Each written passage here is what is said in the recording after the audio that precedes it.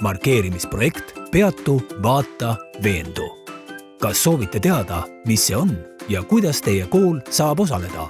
Huvitav! Palun rääkige lähemalt. Projekti Peatu, vaata, veendu koordineerib Transpordiameti ennetustöö osakond.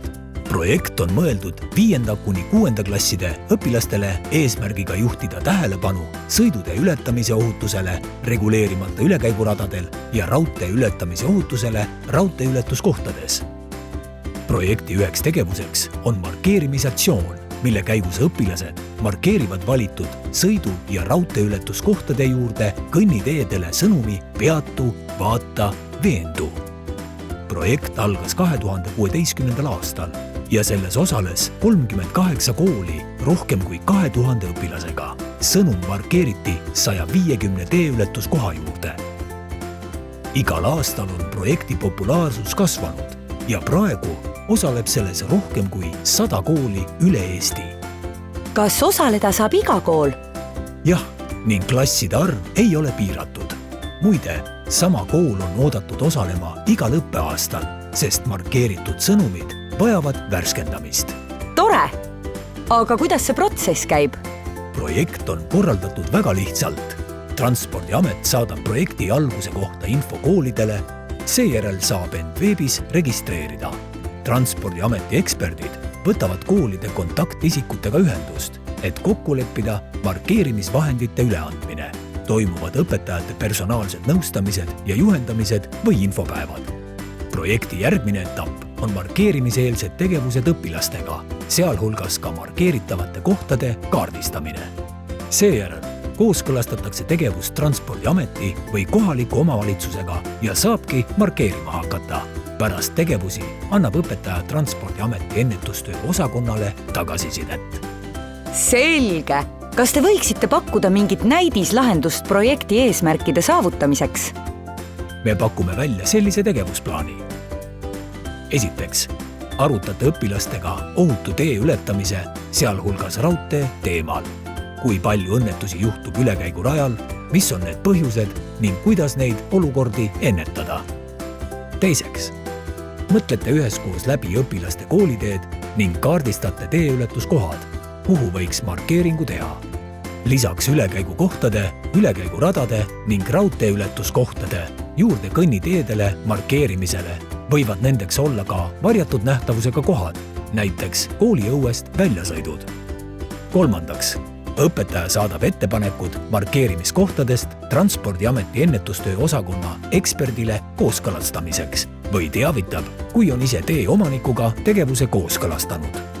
Neljandaks, pärast kooskõlastuse saamist markeeritakse valitud sõidutee ja raudteeületuskohtade juurde kõnniteedele sõnum Peatu, vaata, veendu.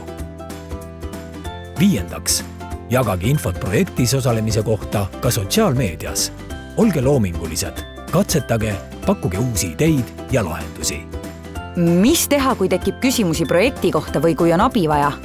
Võtke meiega julgelt ühendust. Ennetustöö osakonna eksperdid on alati valmis aitama. On teil veel häid mõtteid liiklusteema käsitlemiseks?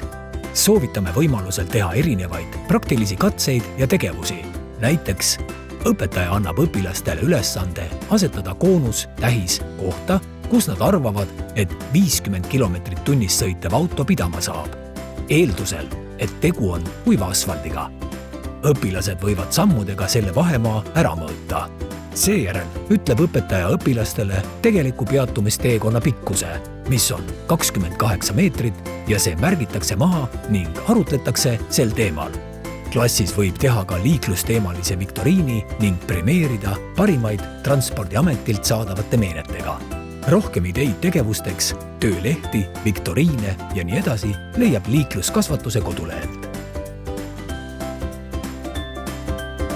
Selge! Kas on veel midagi, millega peaksin arvestama?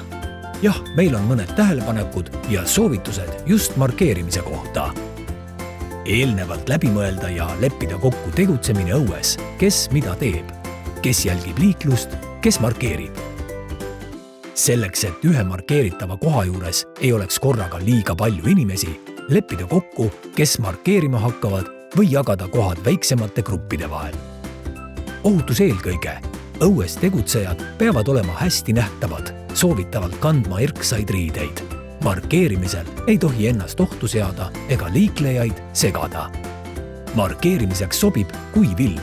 Samuti peab kuiv olema markeeritav pind. See mõjutab markeeringu püsivust. Markeerimise ajal on soovitatav kasutada kile või kummikindaid ning kilesusse, et vältida värvi sattumist nahale ja jalanõudele. Enne markeerimist tuleb markeeritav pind harjaga puhastada. Sellel ei tohi olla lahtiseid kive, liiva ega lehti. See kõik mõjutab markeeringu püsivust. Šablooni paigal püsimiseks soovitame kasutada teipi ja või raskusi, eriti tuule korral. Ühte šablooni on hoolikalt hoides võimalik korduvalt kasutada. Hoiame loodust. Tutvu kindlasti spreivärvi kasutusjuhendiga. Võimalusel katseta värvi eelnevalt kooliõuel või mujal. Värvi soovitame markeeritavale pinnale kanda alla tuult, asfaldi lähedal. Aitäh kõikidele senistele Peatu, vaata, veendu projektis osalejatele, juhendajatele ning koostööpartneritele. Projektis osalemine ja sõnumite markeerimine on suurepärane võimalus panustada kogukonna ja seega meie kõigi liiklusohutusse. Liitu projektiga Peatu, vaata, veendu. Kogu vajaliku info leiad aadressilt www.liikluskasvatus.ee